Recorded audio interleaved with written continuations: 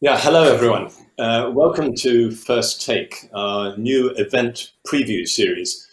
This is where we go behind the scenes to talk to organizers about their goals for upcoming EAG meetings and what participants can expect. So with me today are the co-chairs of the GET21 conference, being held for the second time on the 23rd to the 25th of November this year. The conference venue is Strasbourg for delegates who can attend in person, but there'll also be online participation options for those unable to travel. The annual GET conference, which stands for Geoscience and Engineering for the Energy Transition, is emerging as one of the most significant events in the EAG calendar. Why? Because it deals with the challenge of energy transition away from fossil fuels, the measures needed to achieve decarbonization of our world, the technologies involved, and what this means for the EAG professional community. We all want to know how this is going to pan out. So to tell us more about the meeting and the technical program, we have Esther Blom from the Norwegian Institute of Bioeconomy Research, NIBIO, Karen de Burst from Shell, and Giovanni Socio from Schlumberger. So Karen, I'd like to start with you and ask how the idea of the GET conference series came about. Yeah, as you can imagine, the energy transition has been on EAG's agenda already for quite some time. And on this basis, the idea and the wish emerged to organize an event that would span across both divisions, the near-surface geoscience divisions and the oil and gas division, and that would address all subsurface components that have a relevance to the energy transition and that require input from geoscientists and geoengineers. Yeah, and in 2020, this idea was turned into reality and GET 2020 took place. So Esther, you had some view on that? Yeah, so we have been seeing that the near-surface community has been growing, and also that new topics come in during the conferences. So there is a lot of discussion going on around this topic, and society is asking for new energy sources, and the EHE is listening to it, and so the community is working in this field. So Karen, have there been any lessons from organizing the first GET in 2020? Oh, definitely. And for me personally, it may sound simple, but it's particularly the importance of reserving enough time for discussion and participant interaction, which was particularly challenging for GET 2020 in a virtual setting. And I must say I was quite impressed by the level of engagement of the delegates at GET 2020 and the very active discussions that we had during the technical sessions. And what we introduced then was closing sessions where the delegates would come together, where co-chairs and session chairs would share highlights of the program during the day, or also continue discussions on more general topics with a wider audience. And this was very well received by the delegates, and that's definitely an element we will keep in the upcoming edition. Yeah, so I'm wondering which topics were of most interest, and will there be any change this year? Giovanni, what's your take on that? Well, the last year, apart from the technical topics, I think the one that drew the largest audience was the session on solutions and society. It was a plenary session that was so successful. I think we'll keep it this year. And to add to the same non-technical type of topics, we've decided to add a session on environment and sustainability, so that within the same debate on the license to operate the subsurface project, will expand from the social aspects to the environmental aspects. Esther, I think you were looking for some change this year. Yeah, we hope to really engage the participants, to engage them in the society discussion, to see what does this energy transition, what kind of impact has it on our ecosystem services? What does it mean for the value chain related to energy? And what does the energy transition mean for the future? Has there any sort of specific change been made to the scope of the conference, Karen? I think one thing was already mentioned by Giovanni, that we added a theme on environment and sustainability. But we also expanded the scope of the more technically focused program and added the theme offshore wind energy.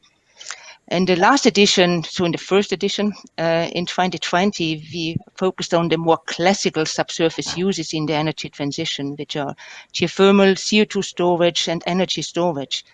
But it was always the intention to, at some point, widen up the scope and to ultimately arrive at a platform that would address all different subsurface uses, as I referred to in the very beginning. And then wind energy seemed like an obvious choice because you have quite some common topics with the more classical and deeper subsurface themes, be it related to subsurface characterization, monitoring, data interpretation, data integration, data analytics. And so we hope that this gives a setting that will result in interaction between participants attending mainly or coming with a background in one of the themes, and that we will see some inspiration and cross-fertilization arising from that. Looking at this from the outside, it seems like there are a lot of different topics that have to be put together. And I know you're hoping to get some kind of integration into this. So, Esther, how realistic is that? Well, what we see is that there are different approaches being taken. Lots of new initiatives are ongoing. So there are actually a lot of opportunities to optimize the energy demand and also the availability, and at the same time also to reduce waste products. But to which extent it will really be integrated is difficult to predict. So, Karen, the integration challenge? Yeah, I mean, we have a theme integration for GET2021, and there we start a bit at a smaller scale, perhaps, or zooming in on the technical challenge of integrating different subsurface uses. And that is in response to the challenge of having many claims to a limited resource like the subsurface, and also hoping to get benefits from a combined use of the subsurface, be it from an economic point of view to reduce costs, or also to optimize operations. And to give some examples, that can be integrating CO2 storage and geothermal in the context of CO2 plume geothermal, or also dual play opportunities, which refer to integrating elements of new energies into conventional oil and gas facilities. And there we hope to see a lot of contributions, a lot of ideas being presented and shared, and also to address, that is then in the cross-use theme, how knowledge and workflows and methods can be transferred across different subsurface applications and disciplines. Yeah, I have to ask this. Strasbourg seems to be quite a sort of pointed venue, being the home of the European Parliament, and of course we are the EAGE. So how much of the event has a European focus? Yeah, as you say, Andrew, it's certainly an opportunity that we don't want to miss, and we want to exploit it. We are very close to a lot of European institutions, and we hope that this will help to also attract European officials to the conference, so that we can also have a discussion around legislative issues, policy issues, and also to share information about funding opportunities. And again, we hope for integration of, again, a different context, integration between the technical experts, between the officials, and hopefully have some knowledge exchange between these groups. Yeah, I would add one thing. Yeah, I suggest Strasbourg is also another significance that could be relevant to this conference, because the area around Strasbourg, Alsace, is somehow the cradle of the French petroleum industry. It's where the first wireline log was acquired nearly 100 years ago. And now, 1 century later, today, Alsace, the region, and the counterpart in Germany on the side of the Rhine, they are becoming at the center of the European drive to transition to geothermal energy. So the technologies that were used, the technologies and the skills that were used for petroleum exploration in the last century are now applied to a good extent of success to the development of geothermal energy. So the challenges are there. We can see it in the news, but so are the technologies and the skills and the opportunities, I would say.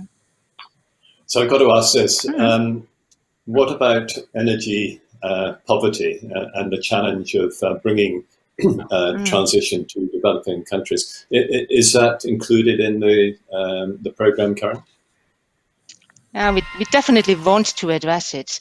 And we have also included the theme or the topic of the just energy transition in our society and solutions theme.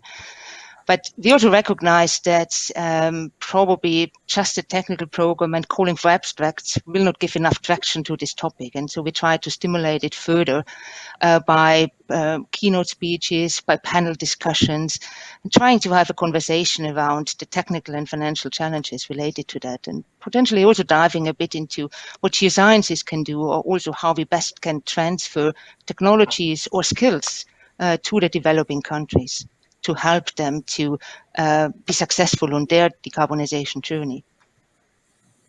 Esther, I think you had a point on this. Yeah, I think there's great opportunities because, having alternative energy sources, like you have much more options. So you're not depending on just one single source.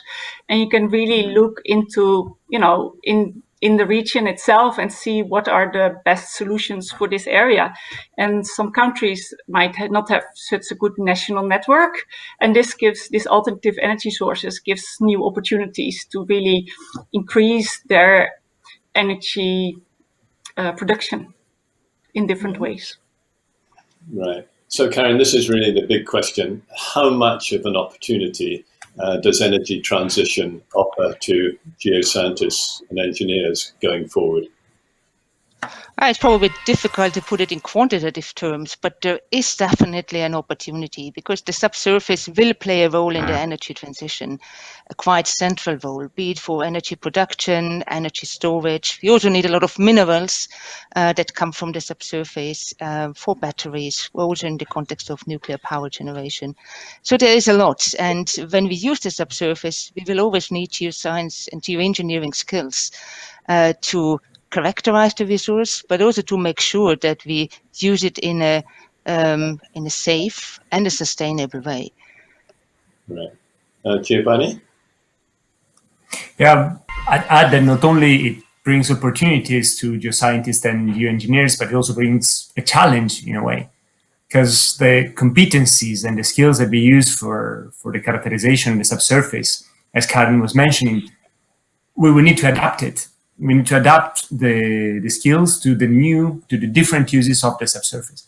And this is something that we want to focus on, and we want the conference to discuss. So that's why we always insist when we do the call for abstracts, we always push the authors that submit, and we'll highlight it again, to not shy away from discussing what are the skills and what are the technologies that are most needed for the geoscientists to embrace the energy transition, and how much of a change there will be. So this is a topic that maybe in GET2020 has been a bit overlooked. This is still a technical conference, but we really want submitters to focus on this and to consider this, because that's a topic that deserves a strong discussion, I think.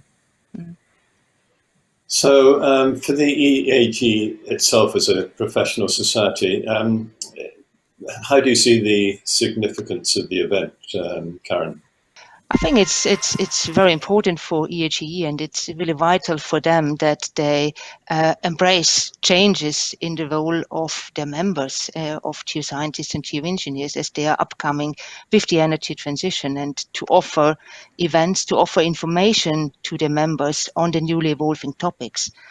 And I think it's also important that EAGE is then able to remain attractive, first and foremost, and also to maintain its role as an organization that offers training and also opportunities for knowledge exchange to its members. So I think it's really at the core of ERGE and a step in the direction of evolving with the trends in society and in our world. Well, that ends our conversation with the three co-chairs of this year's GET21 conference. Thank you guys so much for contributing to this first edition of First Take, what I'm sure will be a great event. All the details can be found on the website. So to everyone watching, I guess we should say, make sure you get there. Goodbye.